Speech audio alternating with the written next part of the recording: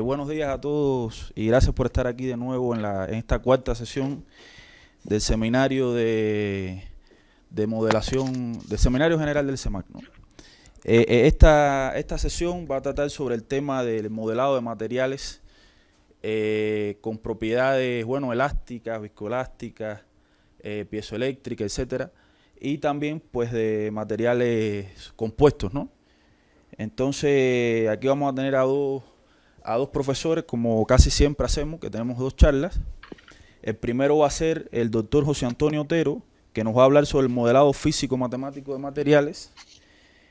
Y pues el doctor José Antonio Otero recibió la licenciatura en física en el año 1991 y la maestría en ciencias físicas en 1996 por la Universidad de La Habana. Se doctoró en ciencias físicas por el Instituto de Cibernética, Matemática y Física de Cuba en el año 2003. Es profesor del Departamento de Física y Matemática del Instituto Tecnológico de Monterrey, el campus Estado de México, desde enero del 2014. Además es miembro del Sistema Nacional de Investigaciones, del SNI, nivel 1, desde enero del 2015. Trabajó como investigador en el Instituto de Cibernética, Matemática y Física del Ministerio de Ciencias de Cuba desde septiembre del 91 hasta enero del 2014. Es decir, en el ICIMAF, estas son las siglas. El ICIMAF tuvo los siguientes, allí en el ICIMAF tuvo los siguientes puestos de dirección: director del Departamento de Física Aplicada de enero del 2011 a diciembre del 2011, director del Instituto de enero del 2007 a diciembre del 2010, subdirector de investigaciones del ICIMAF de 2006 a de febrero del 2006 a diciembre del 2006, y director del Departamento de Ultrasónica desde el 2000 al 2005. Por otro lado, fue director del Programa Nacional de Ciencias Básicas del Ministerio de Ciencias de Cuba en el periodo de enero del 2007 a diciembre del 2010. Ha publicado más de 100 artículos científicos en revistas, memorias, informes técnicos, ha presentado más de 100 trabajos en eventos científicos, ha asesorado 6 tesis de licenciatura, 5 tesis de maestría y 3 tesis de doctorado. Actualmente está asesorando 7 alumnos de doctorado y 3 alumnos de maestría.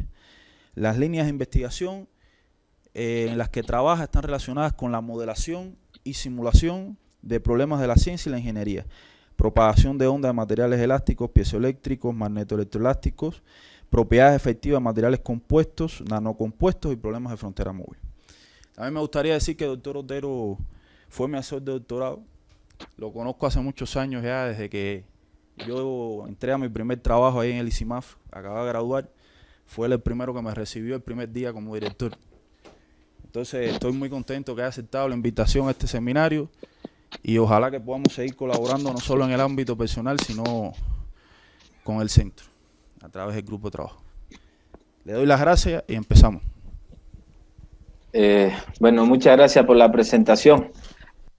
Realmente le agradezco mucho al doctor Fraguela, al doctor Felipe por esta invitación. A veces cuando uno da esta plática, a veces, este tipo de plática,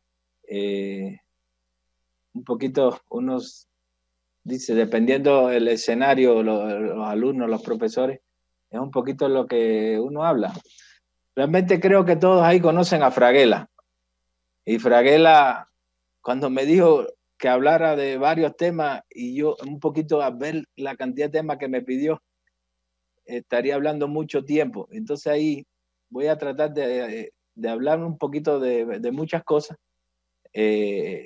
pero realmente es muy difícil en una plática con poco tiempo hablar de tantos temas que me pidió que hablara. Pero bueno, y más que todo, quisiera motivar a los profesores, a los alumnos que están ahí, vean esta presentación como una motivación de cosas que se pueden hacer. Y ahí, por supuesto, ya tienen mi correo y cualquier cosa me pueden pedir lo que quieran. Ahí voy a pasarle por arriba a una serie de trabajos y publicaciones que hemos logrado. También le quiero decir que, aunque en esta primera lámina aparece mi nombre, van a ver que no, que esto es un grupo muy grande de colegas que están trabajando conmigo desde hace muchos años. Y van a aparecer, por supuesto, le doy los créditos cuando presente un pedacito del artículo. Pero la idea es hablar de, perdonen, ya estoy aquí. Un poquito lo he separado en dos grandes temas. Materiales de cambio fácil, bueno, inglés PCM. Voy a hablar sobre este tema y es un tema extremadamente bonito porque voy a dar como una evolución de cómo hemos llegado a ese tema, jugando primero un poquito con algunas soluciones que quisimos darle a problemas de fronteras móviles, pero de casualidad, cómo de casualidad llegamos a este tema y cómo hemos ido avanzando. Van a ver ahí algunos resultados, publicaciones, y después me voy a enfocar en ondas y voy a mostrarle algunas cosas que hemos hecho de ondas, tanto en guías de ondas elásticas que tienen que ver con algunas aplicaciones, ondas SH guiadas con contacto imperfecto, vamos a ver eso también. Y después voy a terminar con un pedacito de un problema de ondas, pero para barras viscoelásticas, y un poquito ahí quizás hable de viscoelasticidad. Me faltaría un tema que es viscoelasticidad, pero me pareció que era demasiado y por eso solo escogí estos dos temas. Le pido de favor que me pueden parar cuando quieran, solo levanten la mano y yo paro y me hacen las preguntas para hacerlo en vivo. Es como si no dejar las preguntas para el final. Me pueden hacer las preguntas que quieran, ¿ok? Bueno, vamos a empezar.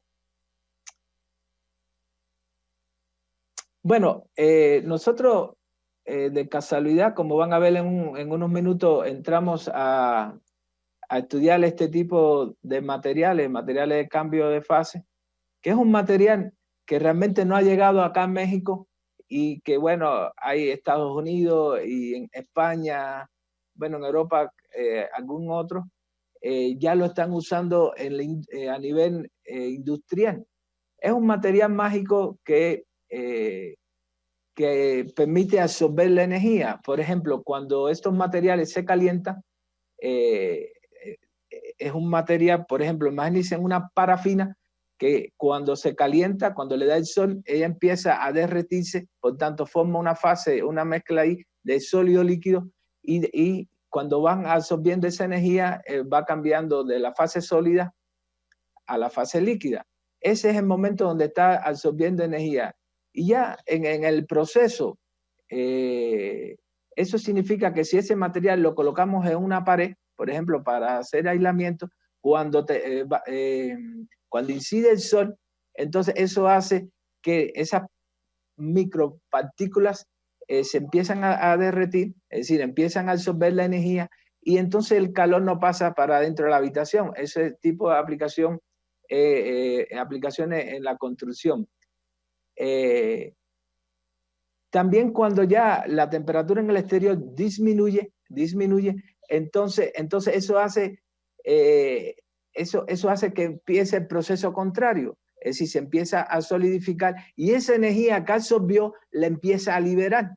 Por tanto, es un sistema que se puede lograr en lugares donde hay temperaturas extremas, que por el día no se caliente la habitación y eso reduce, por supuesto, el gasto eléctrico, porque muchas veces en esos lugares se utilizan aires acondicionados. Entonces, este sistema lo que hace es engañar al aire acondicionado, como él está viendo en el exterior una temperatura, en el interior otra, y así él empieza a enfriar. Por tanto, es como engañar el aire acondicionado. Y en la noche, entonces, cuando ya hay frío, este sistema empieza a liberar la energía y empieza a calentar la habitación. ¿Okay?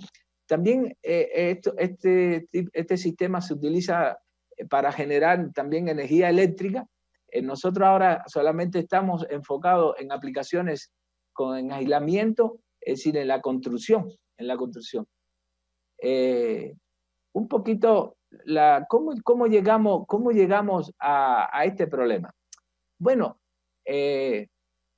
quisimos resolver el clásico problema de Stefan de transición de fase de líquido sólido, sólido líquido, que se rigen por la condición de Stefan, por lo que se conoce como la ecuación de Stefan, o condición de Stefan, y la ecuación clásica de conducción del calor. Cuando empezamos en esto, solo vimos que había muchos trabajos publicados y creímos que íbamos a hacer algo diferente pero más enfocado en las matemáticas. Es decir, por una necesidad que tuvimos de resolver este problema usando diferencias finitas y con los esquemas clásicos de diferencias finitas, por ejemplo, para la segunda derivada, proponiendo el esquema de diferencia finita centrada, que es un modelo clásico, y usando un esquema implícito para el tiempo, resultó que para algunos problemas habíamos obtenido, algunos experimentos numéricos, habíamos obtenido unos casos límites y empezaron a fallar esos casos límites como si uno no llegara. Y entonces dijimos, bueno, quizás lo que hay que cambiar es el esquema. Y entonces propusimos un esquema novedoso, un esquema de aproximar esta ecuación de cuarto orden, de una aproximación de cuarto orden. Y por ahí empezamos a jugar con las matemáticas. Y de esa manera pudimos, por ejemplo, para un caso en que tengo la transición de fase líquido-sólido, este es más o menos cómo se mueve la frontera. Para el caso, bueno, contrario también, hay un balance ahí de energía. Y en conclusión, nosotros con eso que hicimos, publicamos un artículo en la revista Terman Science en el 2017 enfocado a un problema de ver cómo es la dinámica de esa transición de fase, pero usando un esquema de cuarto orden en diferencia finita y usando el conocido método de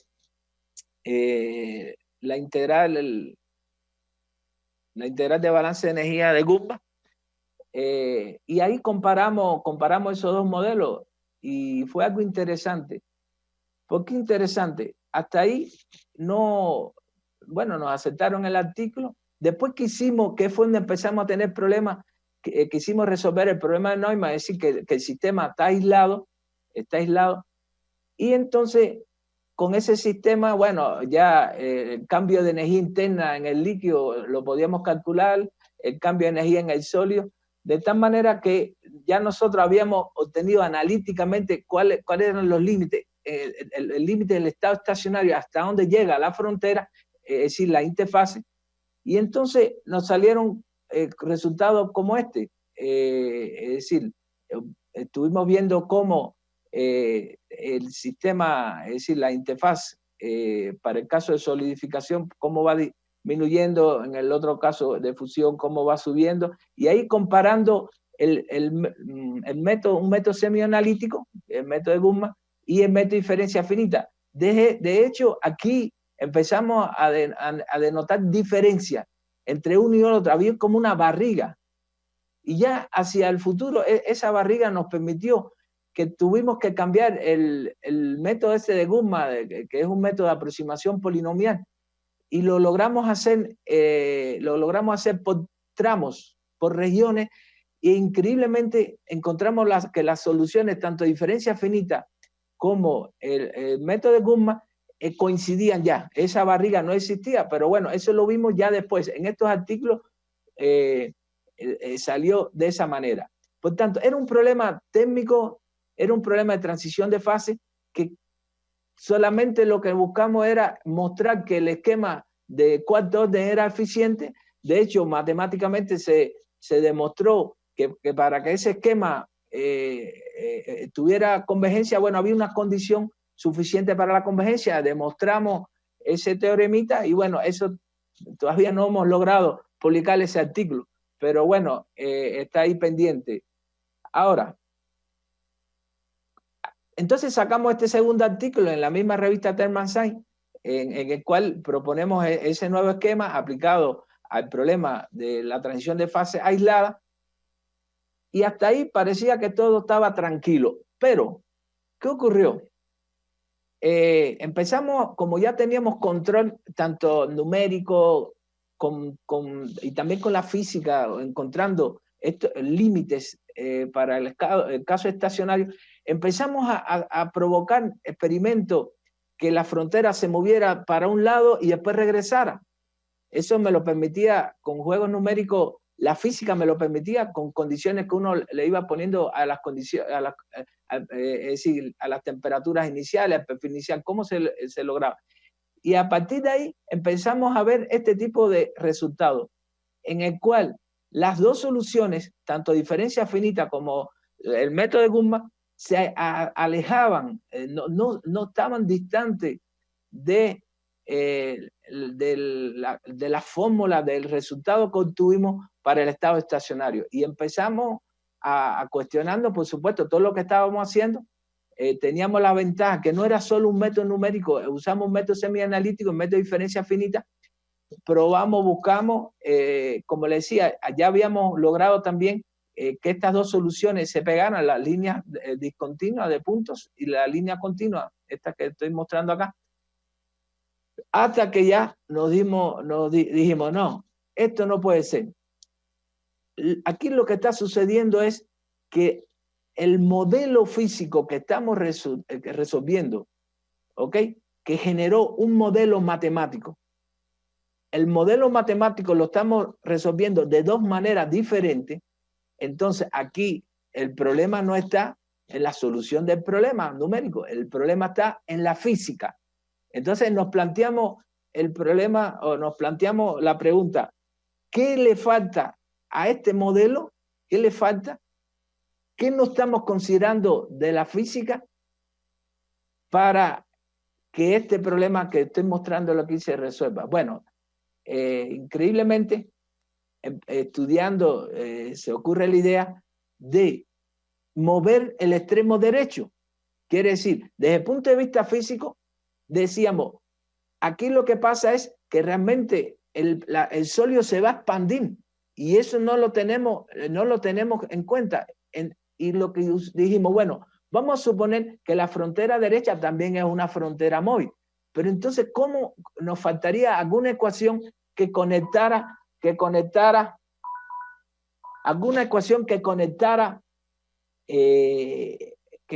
este problema para poder resolver cómo se mueve la frontera móvil? Y en este caso aplicamos una ley de conservación, que es la ley de conservación de la masa. Aplicando la ley de conservación de la masa al sistema, entonces pudimos resolver el problema. Como pueden ver, ya con esa adicionándole al modelo físico, obligándole a que se conserve la masa, logramos que los resultados convergieran al límite que habíamos obtenido y publicado también anteriormente. ¿Okay? Entonces, aquí, con esto, publicamos un artículo en la International Journal of Thermal Science, que en ese artículo... Sí. ¿Te puedo hacer una pregunta? La que quiera.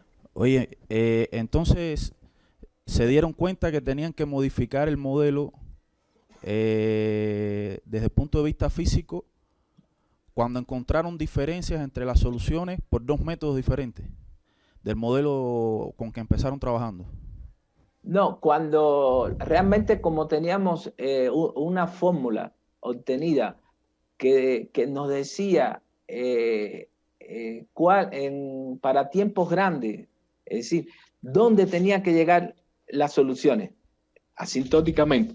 Y entonces, por ejemplo, en esto que estoy marcando, esta línea horizontal. Esa es la posición de la interfaz. Exacto, para tiempos grandes. Ese es un límite estacionario. Sí, un estado de equilibrio. Entonces, lo que estaba pasando es que las dos soluciones no llegaban a ese límite.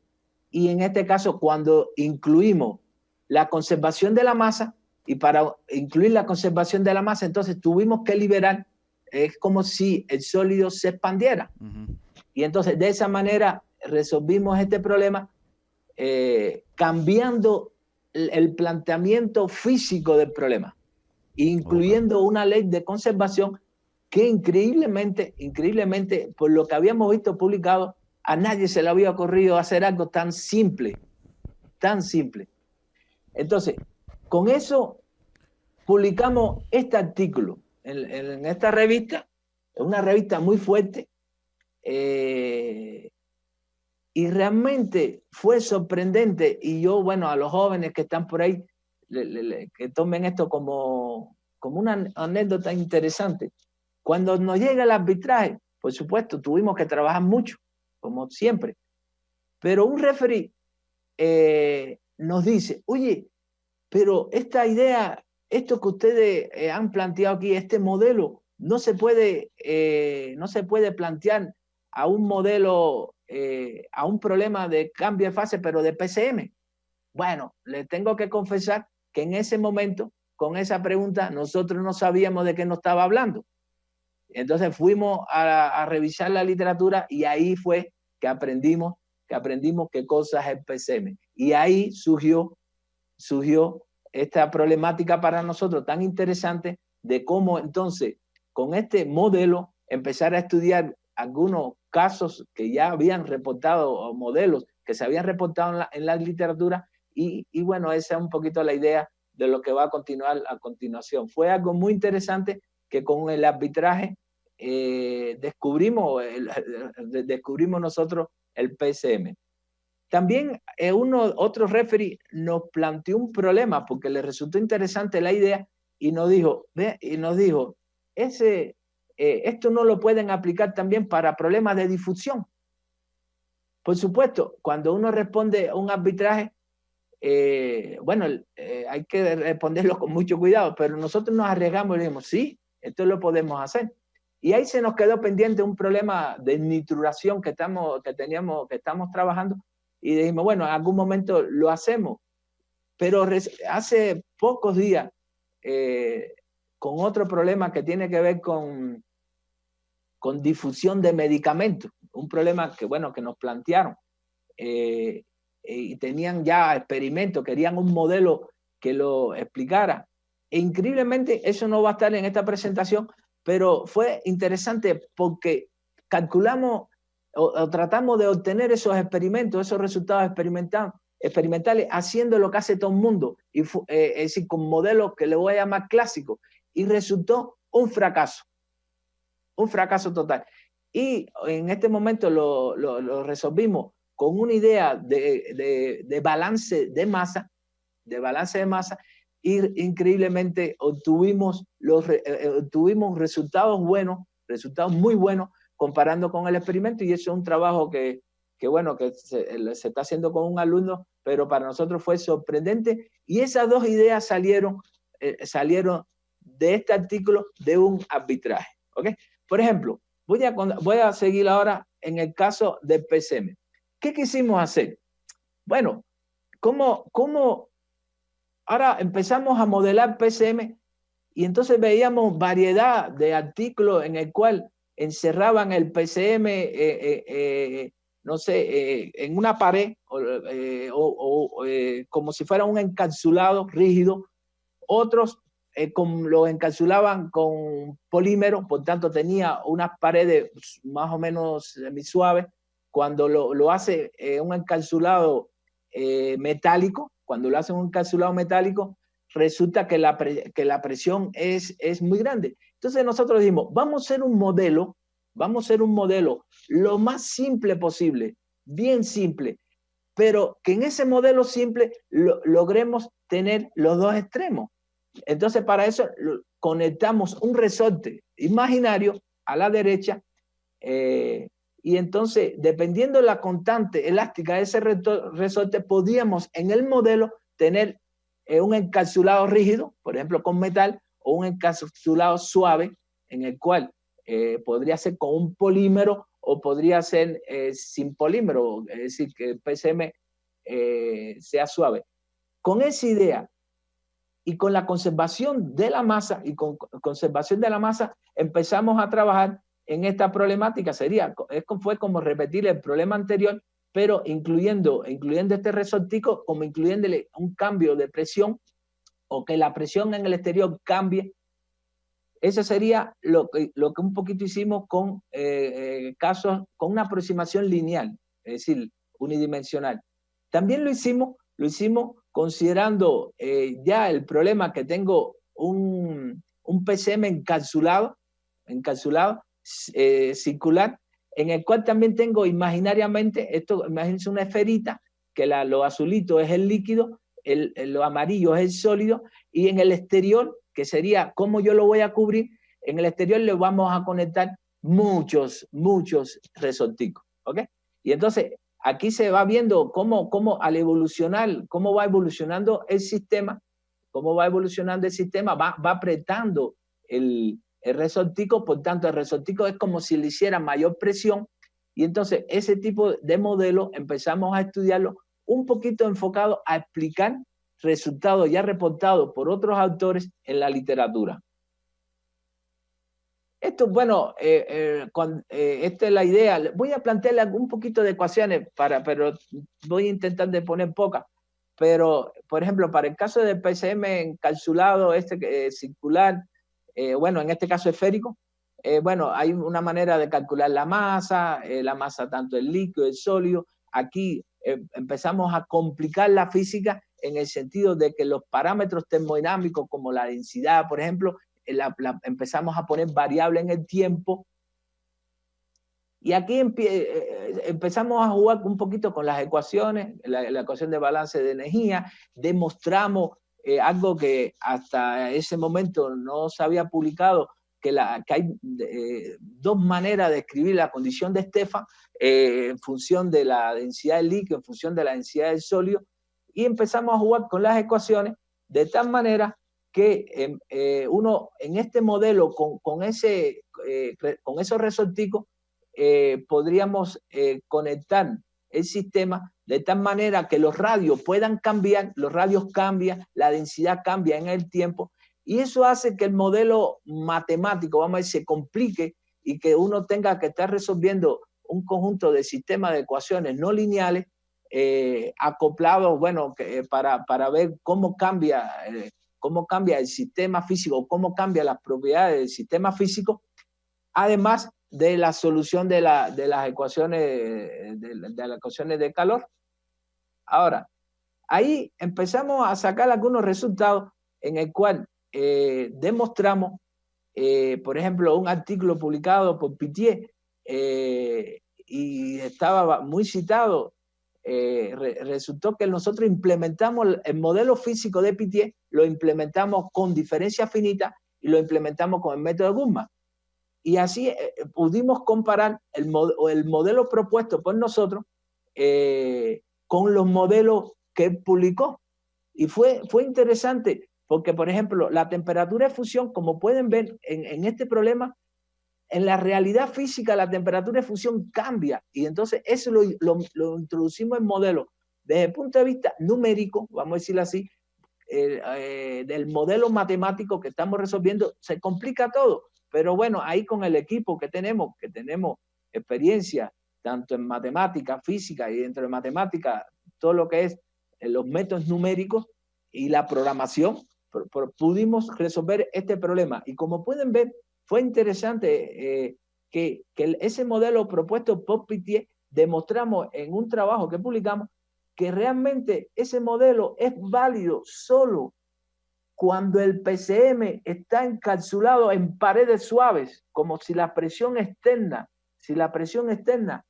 es baja, pero ellos están usando estos modelos para predecir la energía que absorbe el PCM en la construcción. Por tanto, ahí estamos demostrando que no lo están haciendo bien, que están despreciando efectos físicos que son importantes.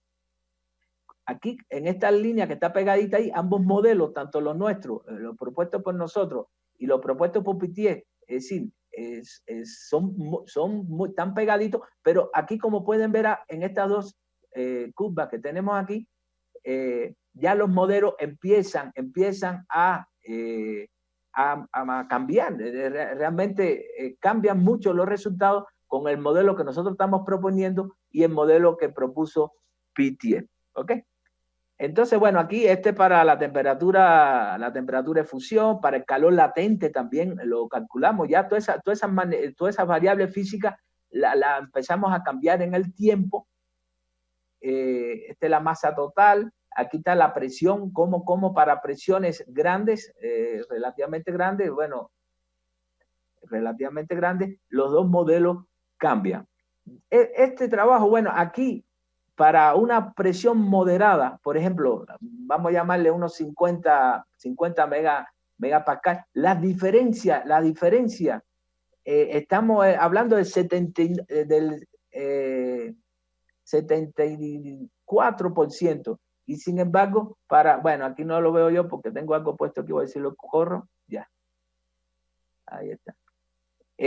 Para presiones bajas, alrededor de 6 megapascal, que eso lo controlamos con el resortico imaginario ese que conectamos, ya podemos ver aquí que la diferencia entre los modelos están del 2%.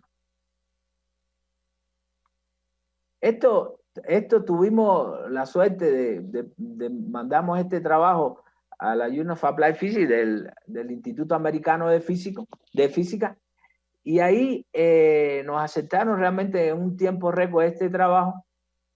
Realmente los invito a que lean este trabajo, está puesto ahí, porque realmente para conservar la masa tuvimos que hacer pequeños cambios a la ecuación de conducción del calor, pequeños cambios, provocamos a los referees con las modificaciones de esa ecuación, de tal manera que se conservara la masa, y fue interesante porque los referees la aceptaron y si no lo hacemos de esa manera, los resultados, el modelo tenía problemas. Y es muy interesante porque en los libros, en los artículos, tuvimos que hacer una sutileza en el modelo físico tocando la ecuación, que se la dejo ahí de tarea para los estudiantes si les interesa leerse este artículo. Ya después que hicimos eso, quiere decir que cambiamos las propiedades termodinámicas, es decir, que las propiedades termodinámicas de mi sistema físico cambiaban en el tiempo, entonces faltaban cosas. Y poco a poco hemos ido complicando más, no complicando más, sino incluyendo más efectos físicos en el problema. Por ejemplo, después dijimos, pero en la realidad tiene que haber expansión térmica. Y esa expansión térmica implica que las propiedades cambian con la temperatura. Eso cambia completamente el panorama del problema. ¿Okay? Y entonces empezamos a poner esos efectos en nuestro problema y encontramos resultados interesantes como este que le estoy mostrando. Es decir, cómo va creciendo, cómo cambia la longitud de la barra. Aquí estoy comparando los modelos propuestos con los modelos clásicos, es decir, que no considera la expansión térmica. Y como pueden ver, hay diferencias. Quiere decir que eso nos dio una idea de que realmente el problema cambia los resultados si realmente aparece la expansión. Y si además si además ya hemos visto que lo que habíamos hecho, incluyendo la conservación de la masa, incluyendo que las variables termodinámicas cambian en el tiempo, ahora incluyendo la expansión térmica, entonces empezamos a ver que habían diferencias y esas diferencias se tienen que reflejar en la realidad, en los experimentos. ¿Okay? Entonces, bueno, aquí pueden ver cómo los modelos clásicos y los modelos, el modelo incluyendo la expansión térmica, para la longitud cambia, para la masa cambia, tanto la masa como la dinámica de la masa. Aquí le podemos ver algo muy interesante, que aquí fue lo sorprendente para nosotros, que empezamos a ver diferencias entre la energía, por ejemplo, la energía total que absorbe el PCM, como pueden ver por los modelos clásicos estaban sobreestimando la energía que absorbían esos PCM. Y lo interesante es que los que se dedican a la fabricación, entonces estaban usando esos parámetros reportados en la literatura para decir cuánto absorbía estos PCM. Y nosotros aquí, con este trabajo, demostramos que lo estaban sobreestimando. Este es un ejemplo. Y eso, bueno, este trabajo, este resultado, es decir, incluyendo la expansión térmica, que la verdad que le debo decir que desde el punto de vista matemático, aquí se complicó mucho la modelación, porque incluíamos que los al existir la expansión térmica, por ejemplo, la densidad depende de la temperatura, pero la temperatura depende del tiempo, y empezó a aparecer ecuaciones muy complicadas, pero bueno, tuvimos la suerte y logramos sacar estos resultados. Y de hecho, perdonen que regrese, en este trabajo del 2018, además incluimos una ecuación de balance, la ecuación de Stefan, la generalizamos a una ecuación que ahora era íntegro diferencial. No la habíamos visto reportada tampoco en la literatura, y bueno, ahí los invito que lo puedan ver ese trabajo.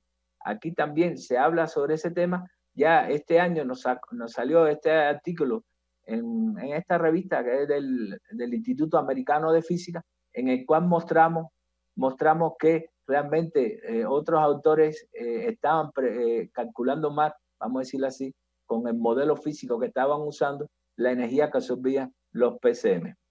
Ese es un artículo que salió este año. Bueno, después regresamos un poquito al artículo de la Journal of Applied Physics, pero en aquel lo habíamos hecho como un modelo unidimensional, y entonces lo empezamos a hacer como un modelo con una simetría esférica, es decir, sería una esferita, y empezamos a estudiar resultados de cómo depende entonces los coeficientes,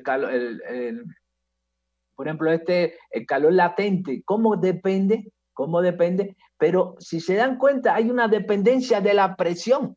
Quiere decir que dependiendo del encapsulado, de la presión, los parámetros termodinámicos cambian. Aquí le estoy mostrando el calor latente. Para una carga, una descarga, es decir, el caso de fusión, el caso de solidificación.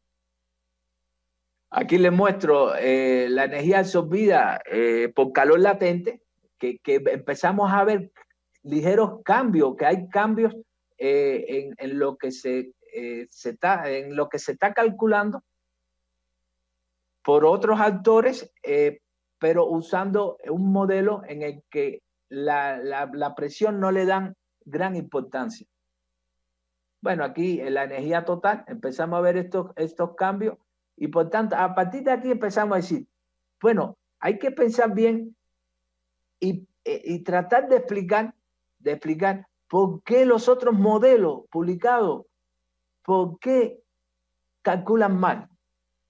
Esa explicación no solo está que si los parámetros, si no incluye la expansión, o si los parámetros termodinámicos cambian, si no cambian con el tiempo. Faltaba algo, entender bien la física de este problema. Y entonces hicimos un trabajo en el cual,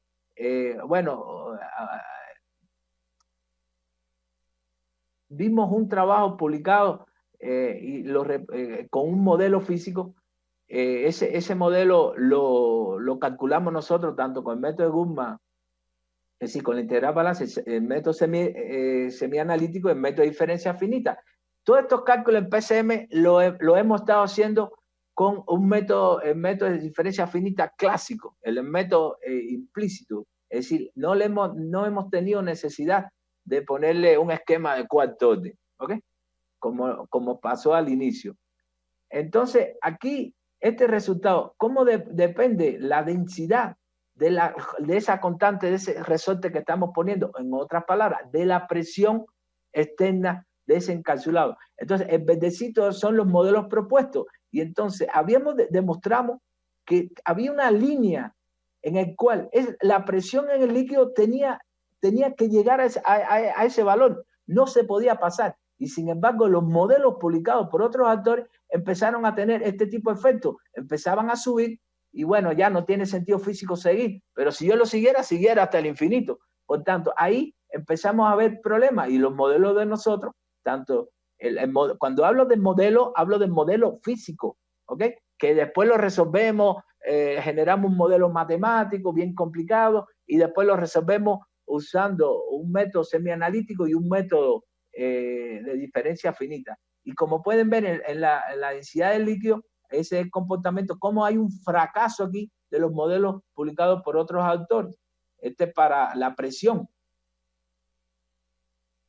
Aquí les muestro la dependencia de la temperatura de fusión. Esto es un resultado que no tiene sentido físico. Esto que le está pasando a otros autores no tiene sentido físico. Aquí también para el calor latente, aquí ocurre lo mismo, como pueden ver en los resultados. Los dos métodos, tanto el método semianalítico como el método de diferencia finita, por supuesto, están muy pegaditos los resultados. Y como pueden ver ya en estos resultados ya no aparece una diferencia o esa barriga que aparecía entre cuando comparamos el método de Guttman con el método de diferencia finita, porque esto es un método de Guttman refinado, subdividido en región. Realmente complica mucho los cálculos, pero es la única manera de que logramos que los dos resultados estén bien pegados. Y esto fue interesante porque en un artículo que les voy a mostrar ahora, que es reciente, el 30 de marzo de este año, ya salió publicado, lo aceptaron, un referee nos decía, pero ¿por qué? Pero ¿por qué los otros modelos? ¿Por qué están absorbiendo más energía?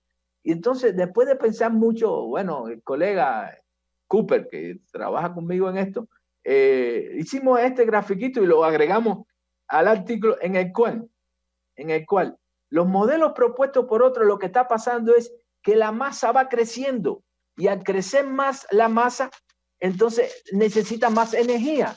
Y entonces el problema de la no conservación de la masa del sistema provoca que sus modelos estén absorbiendo mucha energía. Y entonces realmente en los modelos nosotros la masa al conservarse, aquí es una línea constante, la masa se conserva. Entonces esto es una explicación que le damos a nosotros por qué los modelos de otros autores empiezan predicen una energía o predicen que absorbe una energía que realmente no es lo que ocurre en los modelos nosotros. Bueno, aquí estoy comparando, bueno, ya un poquito qué pasa con el calor absorbido. Por ejemplo, aquí para presiones bajas, es decir, en ese caso, lo que estamos haciendo es cambiando la constante de esos resorticos imaginarios y como pueden ver, en los modelos propuestos por nosotros, que tiene la P y los modelos propuestos por otros, cuando las presiones son bajas, entonces sí los modelos funcionan, es decir, nos dan muy similares. Pero cuando ya empezamos a cambiar esa presión exterior, ¿ok? Entonces empiezan a aparecer la diferencia. Aquí, como pueden ver ya, en este rango hay gran diferencia. Entonces, si tomamos los modelos que publican otros autores, entonces están prediciendo incorrectamente la energía que absorbe el PCM y cuando eso se lleva a la práctica, uno dice, bueno, esta pared va a absorber tanta energía y entonces eso, la proporción, vamos a decirle, de PCM con respecto a la mezcla de concreto puede ser que sea incorrecta. Y entonces, bueno, esto un poquito, este trabajo salió, como les decía, recientemente en esta revista, de hecho fue aceptado el 30. De hecho, fue un artículo provocado porque nos vieron el artículo publicado en la Journal of Applied Physics y nos mandaron una invitación. Y este es un número especial de esta revista que se dedicó solamente a materiales de cambio fase. Y bueno, ahí tuvimos la suerte de enviar este trabajo y bueno, en tiempo récord y con un arbitraje muy estricto se publicó. Entonces, bueno, por supuesto, en este momento todo esto que estamos haciendo es teórico. La verdad que estamos usando un poquito acercando los modelos físicos a la realidad. Eso complica, como todos ustedes saben, los modelos matemáticos y complican grandemente la manera de resolver esos modelos matemáticos. Pero bueno, hemos tenido en el grupo mucha suerte y a pesar de que lo hemos complicado, lo pudimos resolver y aún continuamos. Realmente estamos de poquito a poquito, es decir, irle incluyendo a estos modelos un poquito más de la física. Ahora, bueno, el trabajo que continúa es, aquí estamos considerando que la presión en el interior cambia homogéneamente y como todos sabemos, eso no es real. Y entonces ya ahora en un modelo nuevo, para generalizar todo esto que hemos hecho, le estamos incluyendo que también la presión en el interior varía. Y eso hace, por supuesto, que se complique un poquito más el modelo, pero eso nosotros consideramos, y lo estamos viendo ya en los resultados, que eso tiene un efecto en los resultados, y un poquito lo vamos a ir complicando de poquito en poquito para de cada paso que damos aprender la física que se está analizando. ¿Okay? Entonces, no sé si tienen alguna pregunta sobre esta parte.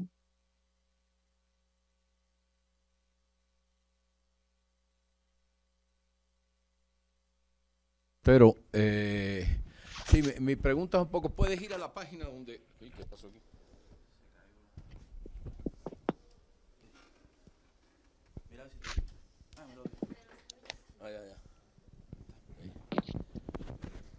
Puedes ir a la página donde pones todas las ecuaciones esas, donde antes es la página anterior a donde se hacen las comparaciones. Esa que pones ahí. Ajá, esas dos siguientes, las dos siguientes. Ajá. Mira, ahí no, hay cosas que no distingo bien del todo. Sí. Pero yo comprendo que lo que están haciendo es tratando de ponerles más efectos a físicos, haciendo suposiciones sobre lo que está pasando y reflejando eso en ecuaciones y que complican obviamente mucho los modelos. Pero por ejemplo yo veo la siguiente página, la siguiente, ahí donde hablas, por ejemplo, arriba, no entiendo qué cosa es una ecuación diferencial que tiene abajo un ρ en T más delta T, eso no me doy cuenta qué significa eso. O sea, que tiene incrementos y derivadas juntos. ¿Qué significa una ecuación de ese tipo? No me doy cuenta. Y el acoplamiento, por ejemplo, si tú tienes arriba, no sé si de un lado dice ρ y del otro lado, ¿qué dice? ¿Ρ qué? ρS. ρS. Ajá. Y abajo... ρL de líquido y ρS. Ajá. Y ρL y ρS. Exacto. ρL y ρS. Y abajo está ρL nada más.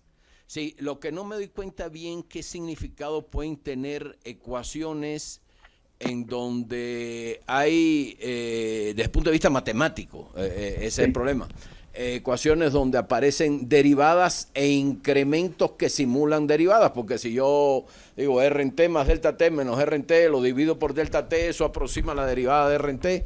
Entonces, exacto, sí. Entonces, exacto. No me doy cuenta. Sí, lo que pasa es que, mira, uno puede tener una idea física muy clara, que creo que ustedes la tienen. Uh-huh. Y tratar de reflejar eso con ecuaciones. Y al final, cuando tienes un modelo tan complicado, sí, el que ese modelo desde el punto de vista matemático tenga sentido, yo entiendo que en una revista de física les interesa más la idea física, pero sería interesante analizar verdaderamente la congruencia de un modelo tan complejo que, por ejemplo, así como está expresado, a mí no se me hace, para mí no, digo, están mezclando cosas aquí, conceptos aquí diferentes en un mismo modelo, cómo estas cosas se acoplan, porque, por ejemplo, si yo tengo, mira, de la ecuación esta que tú tienes ahí, que dice ρ por tal, bien, ρ en T más delta T, si lo tienes solito desde el punto de vista de la ecuación, eso es ρ en T, ρl en T. ¿Está bien? Uh-huh. Por lo sí. tanto, ρl en T por la derivada de ρl en T es la derivada de ρl en T al cuadrado. Todo lo que tienes del otro lado es, ¿cómo se llama? Constantes multiplicados por algo que está cerca de la derivada de R en T. Y si yo tengo una constante por la derivada de rho L al cuadrado igual a la derivada de R, eso quiere decir que la diferencia entre la constante por RL al cuadrado menos la constante por la R mayúscula todo eso es igual a una constante, porque la diferencia de las derivadas es 0. O sea que hay una serie de ecuaciones ahí redundantes que parece que complican el modelo por la física, pero yo digo que es muy importante el acoplamiento de esto con la matemática que hay detrás de esto. Yo entiendo que a lo mejor quienes revisan esto no están pensando en eso. Y dicen, no, aquí están todas las ideas físicas, pero puede ser que todo esto, al final el modelo no tenga sentido ninguno desde el punto de vista matemático. Eso es lo que quiero. Por eso es muy, ¿cómo se llama?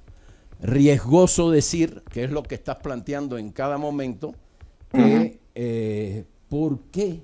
La idea que te preguntas es, ¿por qué otros autores están calculando mal y nosotros bien? Yo diría, qué raro que los otros autores están calculando esto y a mí me da diferente. Voy a ver por qué pasa eso. Porque si pones un modelo que desde el punto de vista matemático puede tener incongruencias, no estoy diciendo que las tenga, pero tampoco estoy seguro de que no las tenga, por la forma en que está presentada. Hay que hacer un poco más de análisis en esto porque los problemas tienen que tener condiciones de contorno, condiciones iniciales, tienen que tener tal cosa, tiene que haber congruencia entre las ecuaciones, tiene que haber solución del problema. Esas son las cosas importantes. Yo entiendo que así empieza a desarrollarse las cosas. Por ejemplo, en los modelos de actividad eléctrica del corazón, la gente los usaba sin preocuparse de eso en lo absoluto.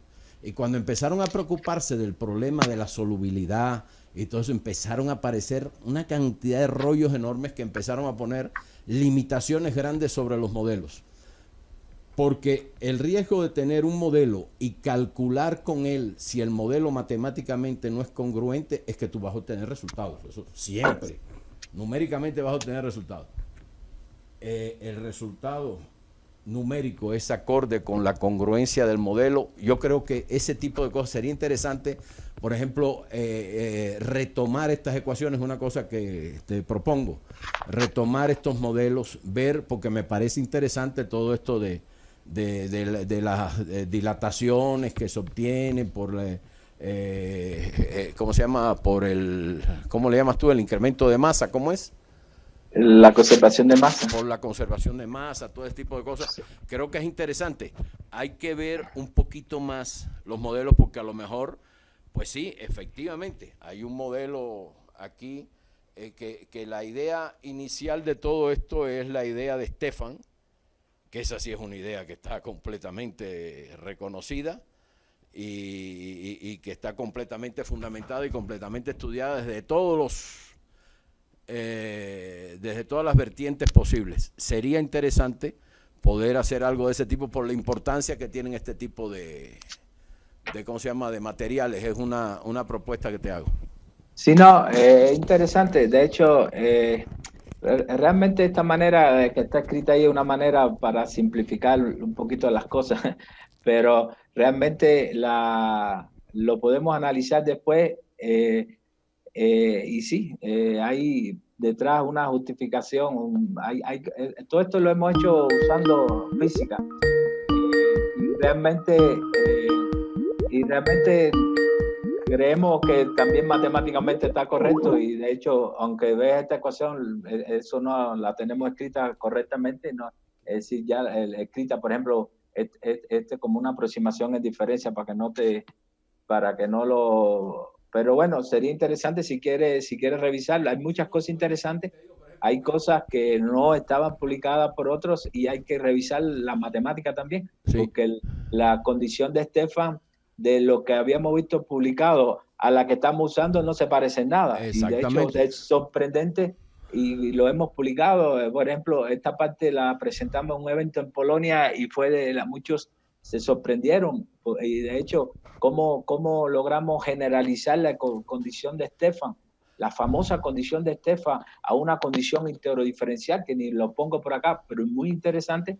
Ahí la verdad hay mucha matemática también detrás de esto que estamos haciendo, pero bueno, ahí la matemática ahora no nos está interesando mucho enfocando a esta parte porque o sí nos interesa, pero la persona que tenemos es Castillo, y usted conoce a Castillo. Hay muchas cosas que hay que trabajar aquí, por supuesto, muchas cosas, y hay muchas demostraciones que hay que hacer. Solo tratamos de sacar estos modelos matemáticos por la intuición física, por el fenómeno físico que estamos usando. ¿Okay? Entiendo, y así surgen las cosas, Otero.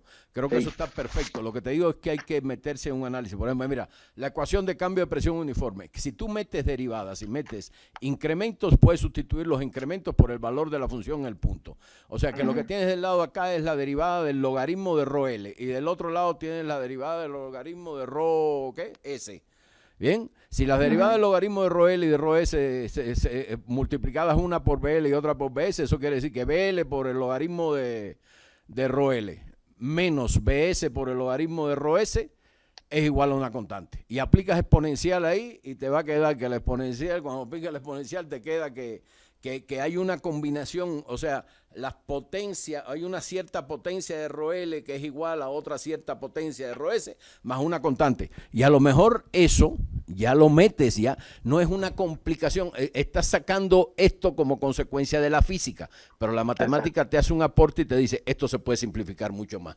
Y a lo mejor llegas a una simplificación verdaderamente mucho más clara desde el punto de vista matemático de lo que representa todo esto, que creo que ahí sería muy interesante. Las ideas físicas también. Yo te pasé los artículos que habíamos publicado, ese de la YAP te lo pasamos, para provocarte ahí. Hay muchas cosas interesantes ahí, y lo que me gustaría que te lo leyera, hay muchas cosas interesantes, y de hecho estos dos artículos también te los puedo, los últimos que salieron ahora, te lo puedo pasar. Realmente hay muchas cosas interesantes desde el punto de vista matemático, pero bueno, uno va avanzando y va dejando algunas cositas, pero no nos da tiempo a hacerlo todo. Entonces sí, la verdad, ojalá que encontremos algo, porque sí es sorprendente que hemos obtenido cosas que tienen como caso límite con la condición de Stefan del otros casos. Hay el tema de cómo escribir la condición de Stefan dependiendo del arroz del líquido o del arroz del sólido. Hay una física, eso salió de la física, pero hay una interpretación muy bonita, y de hecho hemos lanzado esto a revistas de física en general.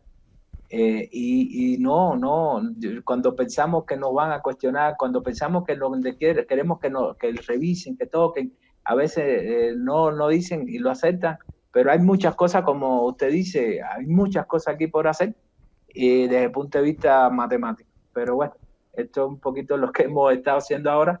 Falta mucho, y ojalá que logremos, de tantos problemas que queremos resolver juntos, ojalá que logremos una integración y justificar desde el punto de vista matemático muchas cosas, o ver eso que dice, de que estos modelos se puedan simplificar con un poco de matemática, se puedan simplificar un poco. ¿Okay? Mira, Otero, quiero decirte algo, no tomes esto como una crítica, no lo estoy criticando, al contrario. No, para nada. Me parece que esto es algo muy bueno, y lo que estoy mostrando es cómo se va desarrollando la ciencia. Sí. Hay una serie de ideas físicas detrás de esto muy buenas, creo que son muy buenas, y entonces uno trata, es como lo que hacen los físicos, no sé si habrá alguno aquí, ojalá que no, los físicos teóricos con las partículas y todo. No, pero usted no se dedica a eso, a las partículas elementales. ¿Tú no te dedicas a eso? No, pero ¿qué? ¿A qué? Ajá. No, pero digo, los físicos ya teóricos que se dedican a partículas elementales y cosas de ese tipo, empiezan a surgir ideas que las plasman en ecuaciones. Cuando tú empiezas a ver las ecuaciones, dices, uy, espérate, pues a lo mejor esto no tiene sentido ninguno desde el punto de vista matemático, y sí debe tenerlo. Y eso no es, y es lo que quiero transmitir, no es solamente un capricho de que quede bonito y de que la matemática se vea, no.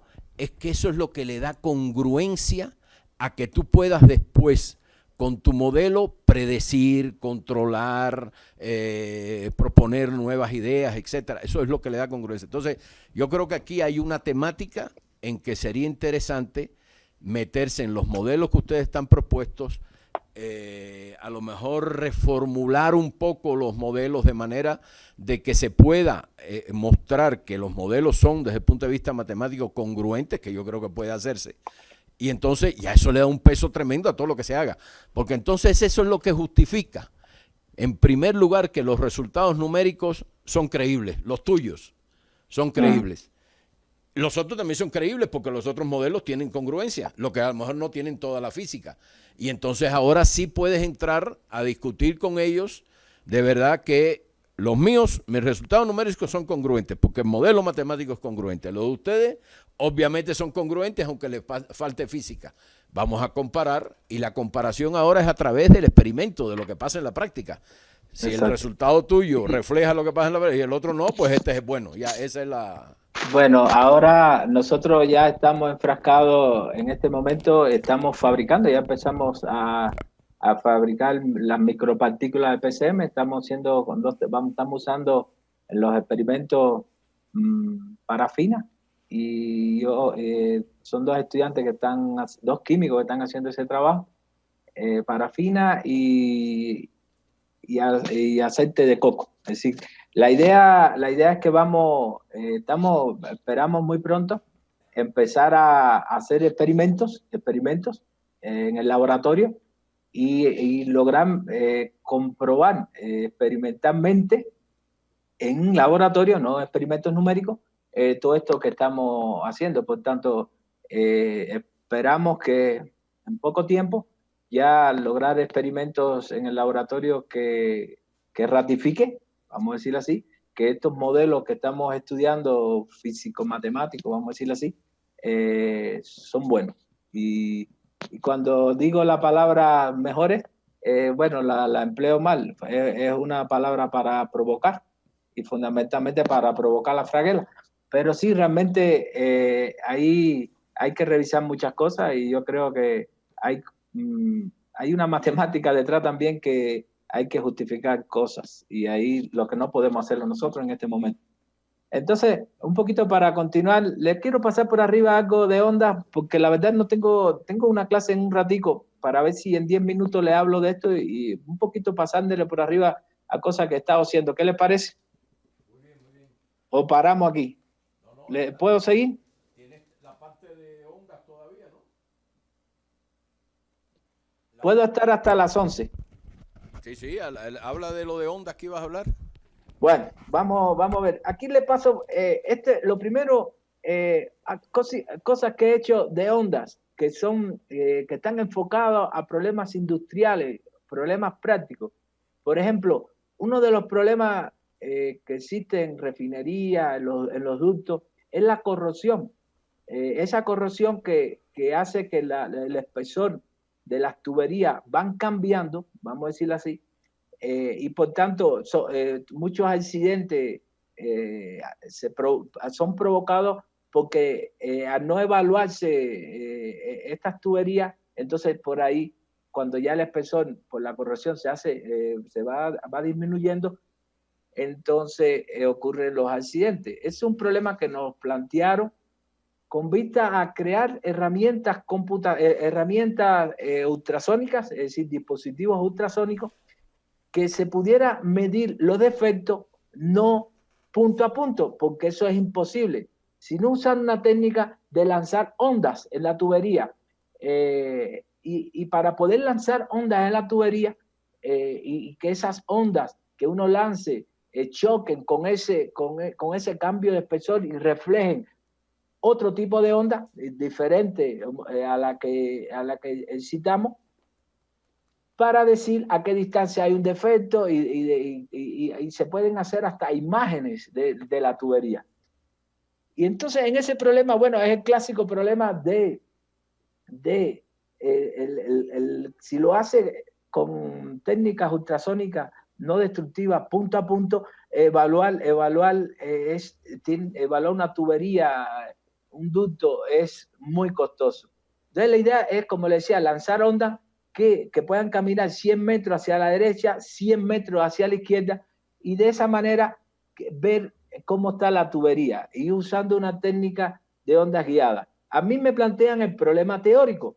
¿Por qué? Porque finalmente, ya que estoy mostrando, esto fue un proyecto que participamos cubanos, bueno, el ICIMAS de Cuba, participó el IMA acá de la UNAM, de España, bueno, hay varios países que nos unimos para generar un dispositivo. Ya habían 2 empresas en el mundo que se dedicaban a eso, una americana y una inglesa, y nosotros quisimos hacer la tecnología.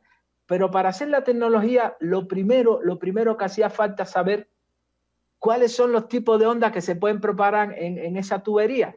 Y ese es un poquito el trabajo que yo hice de cómo estudiar usando una técnica semianalítica de elementos finitos, cómo calcular lo que se llama las curvas de dispersión, de tal manera que uno pueda saber cuáles son las ondas que se pueden propagar, a qué velocidad. Ya es un sistema dispersivo, por tanto la velocidad de fase depende, en este caso, depende de la frecuencia, y un poquito esa es la idea de este trabajo, que finalmente, bueno, ahí se hizo una herramienta computacional en el cual se estudió cuáles, dependiendo de las características de la tubería, cuáles son los que se conocen con la curva de dispersión, y a partir de ahí uno empezó, dependiendo de la tubería, decir, bueno, la onda menos dispersiva, que es esta línea horizontal que está ahí, aunque está con diferentes colores, entonces esa onda significa que no se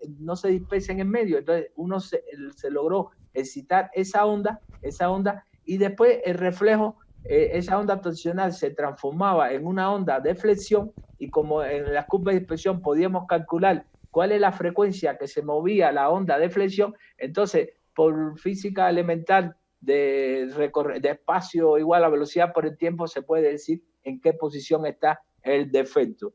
Entonces esto lo hicimos para tubería. También hicimos una herramienta que para también hacerlo en rieles de ferrocarril. Lo hicimos en rieles de ferrocarril, pero el dispositivo ya electrónico para evaluar los defectos finalmente se logró hacer para tubería, y se ha llevado a la práctica en varios países ya toda esta técnica. Bueno, un poquito a mí me tocó la parte teórica para poder con esto construir los transductores ultrasónicos.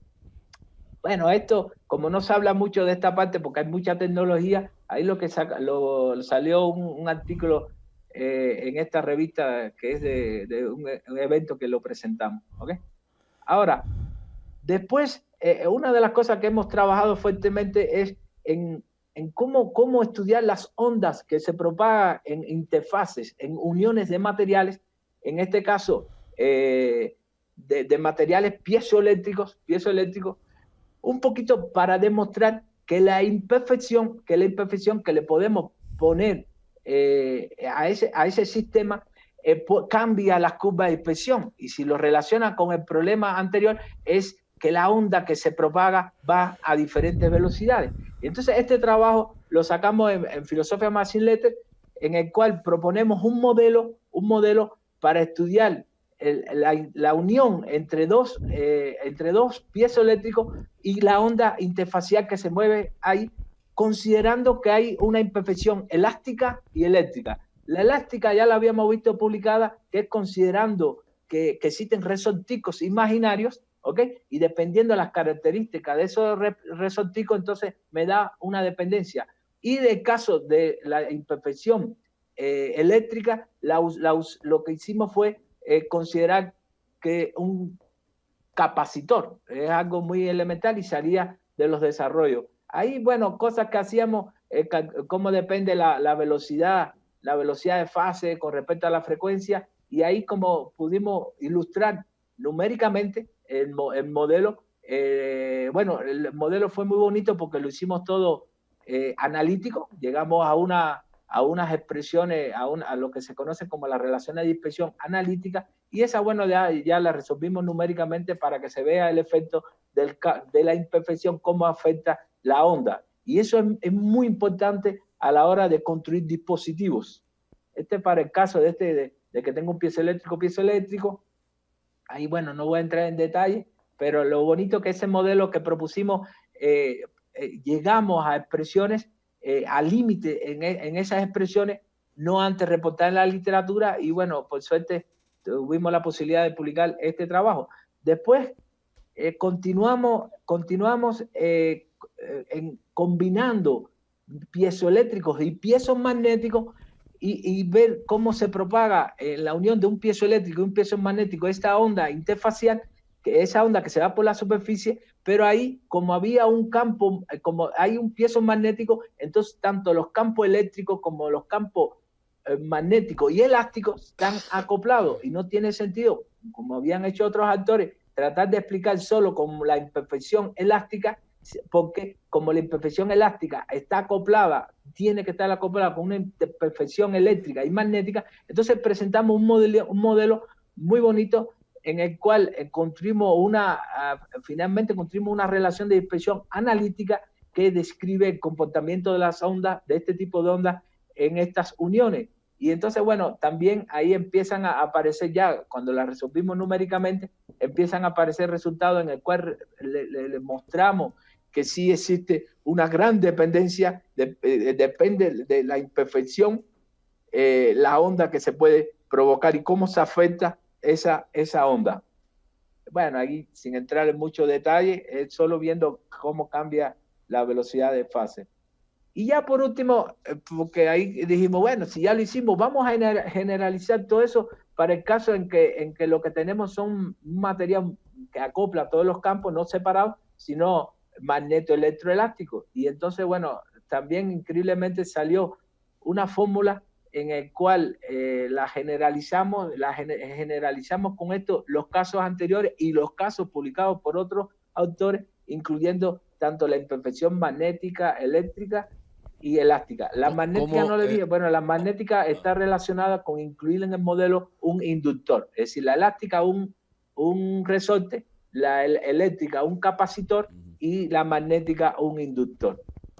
Y bueno, ahí se ilustra gráficamente, aunque la revista era Letter, me hicieron hacer los cálculos numéricos y ahí para ilustrar que realmente había un efecto en la propagación de la onda, en cómo cambia esa velocidad de fase. ¿Okay? También ya después seguimos y quisimos hacer un problema un poquito más complicado, en el cual la guía de onda se iba por un material B. Por ejemplo, tengo A, B, A. Y entonces en este caso hay dos interfaces imperfectas. Y bueno, también eso lo publicamos en el 2017 en esta revista. Y bueno, estos son los resultados un poquito que salían, que como hay una dependencia de la velocidad de fase con respecto a la frecuencia, dependiendo la imperfección que se le incluye. Por tanto, un poquito aquí, más que todo, hemos presentado unos modelos y una fórmula cerrada en el cual se describe ese comportamiento para diferentes tipos de imperfecciones. Aquí en este caso en este problema incluimos la imperfección eléctrica y la imperfección magnética. También, bueno, esto es un trabajo de un alumno de doctorado que también, bueno, tiene sometido otro trabajo en el cual le puso otros efectos físicos y más o menos hemos llegado a resultados que reflejan un comportamiento parecido a este y en algunos casos mucho más complicados que tiene mucha física ahí con casos límites para ver si el resultado es correcto. Y por último termino con este trabajo que lo sacamos el año pasado en la revista de la Sociedad Americana de Acústica, en el cual, bueno, es un experimento que habían hecho un laboratorio de vibraciones en el Instituto de Ciencia Física de la UNAM, que está en Cuernavaca, y un poquito había que construir un modelo teórico para predecir unos resultados experimentales que con los modelos que tenían en ese momento los resultados no coincidían y no había una interpretación física de por qué no ocurría. Entonces ahí modelamos una barra en el cual tiene como un cuellito, una barra chiquita. Esto está relacionado con lo que se conoce como resonancia gigante. Y ahí lo que hicimos fue bueno, entre las primeras cosas que hicimos es modelar esa propagación de onda como si fuera un material viscoelástico y ver el efecto y bueno, ahí se hizo un trabajo muy bonito en el cual se logró llegar después de muchas matemáticas, se llegó a una fórmula analítica, una fórmula cerrada, por decirlo así, en el cual se describe el comportamiento. Por ejemplo, inicialmente pensamos que incluir la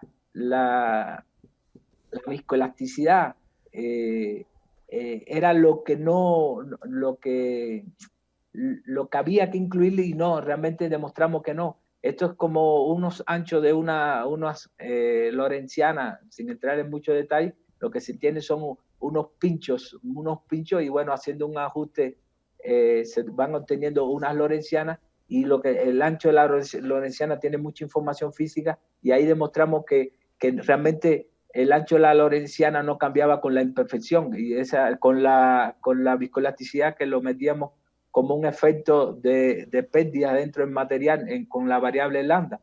Y entonces lo bonito fue que logramos las líneas, cada punto de esos son experimentales. Análogamente en la teoría logramos obtener esos picos para no mezclarlos, solo se hizo un ajuste para ver la lorenciana, de esa resonancia gigante. Y bueno, fue sorprendente que teóricamente que es la línea negra esta, y los picos están muy próximos. Y bueno, lo que resultó una sorpresa porque pensábamos que con esto, comparación teoría-experimento, podíamos encontrar una nueva metodología para predecir el coeficiente de lambda en un material, de cualquier material, y fue sorprendente que el ancho de los picos experimentales, cada piquito de estos es también una lorenciana, y resultó que desde el punto de vista teórico, los anchos de las chiquitas sí no nos coinciden en este momento, y de hecho ahí sacamos este artículo y pusimos como hipótesis que en el modelo teórico no estamos incluyendo las pérdidas con el aire, y en este momento se están repitiendo los experimentos en vacío para ver si podemos también, tanto experimentalmente como teórico, obtener los anchos de estos picos, y que los anchos de estos picos que ustedes ven aquí dependen de la frecuencia. Hay un trabajo que se está haciendo en el laboratorio, ya la parte teórica está hecha. Si no da, entonces hay que regresar a la teoría y quizás haya que cambiar el modelo de viscoelasticidad que usamos. Como saben, existe el modelo de viscoelasticidad de Maxwell, de Kelvin o combinaciones, y espero que eso no ocurra, porque si eso ocurre, el trabajo teórico va a ser muy complicado. ¿Ok? Entonces, un poquito quería terminar con esto. Hay muchas más cosas, pero bueno, en otro momento hablaremos de otras cosas. Esto es un poquito lo que les preparé a ustedes.